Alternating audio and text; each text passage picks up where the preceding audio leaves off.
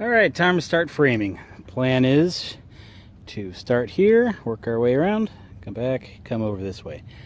So, got this wall removed, and I'm going to start doing the layout and take it from there. Also, nails. I'm using the framing nailer, which means the actually uses dimensions and sizes instead of just 16 penny or 10 penny or whatever that works. Pressure treated anywhere there's wood hits concrete.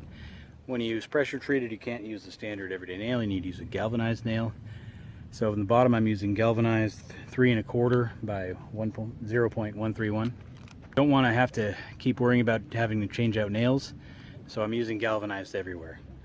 Now the cost of that is significantly more expensive, but as an amateur as myself, I'd rather not sit here and fumble with nails, just be able to sink them all in.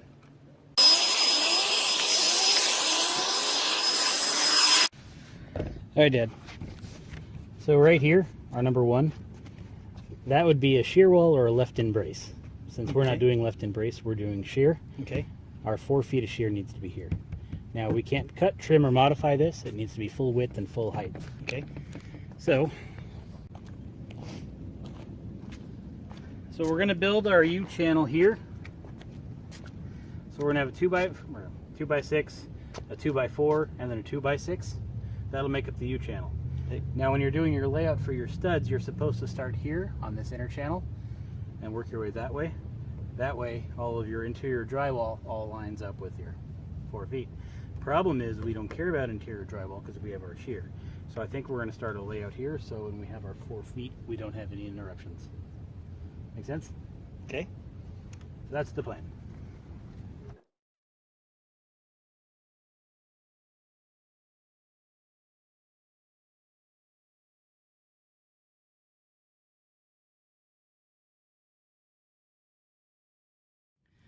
Alright, I didn't see much of it, but the wall is now laid out, as is the window.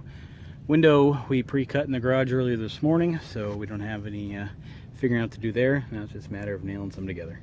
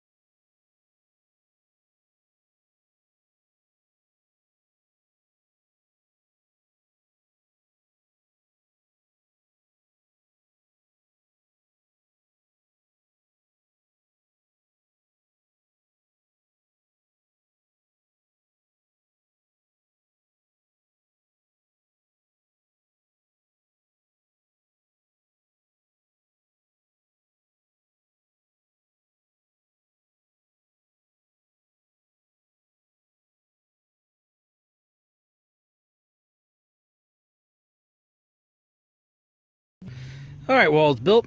Made a couple of mistakes, but live and learn, you know. But it's a code. Everything is 16 inches on center. I messed up one measurement right here. It was 17.5 on center, or 18 on center, whatever it was. Anyway, so I needed to add in a stud right here, so that's what that's about. But otherwise, it's a 16th out of square. Not much, I mean, that's some good luck correcting that one. But we'll fix it when it's up there. Let's see how this goes. Alright, here goes nothing.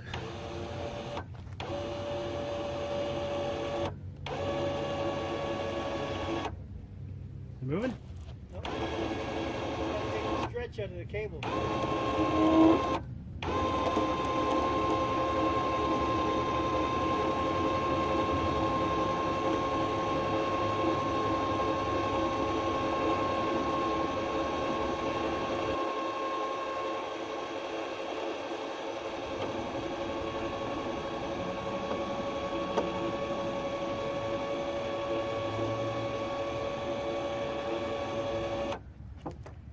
Bugs bothering you?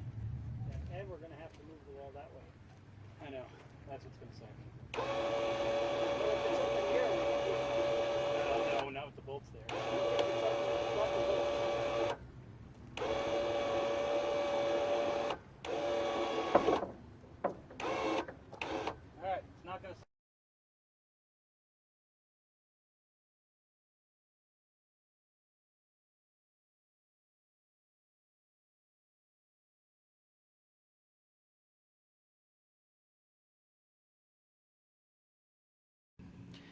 Well, that's it for day one. Now, the surprising thing about this hoist, I have the, 240 pounds of sand in these buckets for counterweight. Being lazy, I put one on there and the hoist didn't move at all. So I really don't even need that much counterweight. Where the ropes were tied up top originally were a little off. Let me show you. See, I originally had this rope here coming and tying over to here, not in the center. What that did was cause the rope here to kind of pull and twist this beam a little bit. So I gotta watch that in the future, but otherwise it went up fine. Well, it's a wall, it's built right, it's probably the code. Let's show you the straightness of it, because, you know.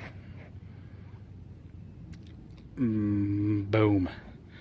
That is one straight wall, let me tell you.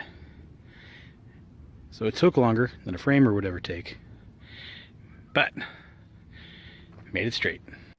Goal for tomorrow, these two walls. So we'll see how it goes. All right, everybody. See you later.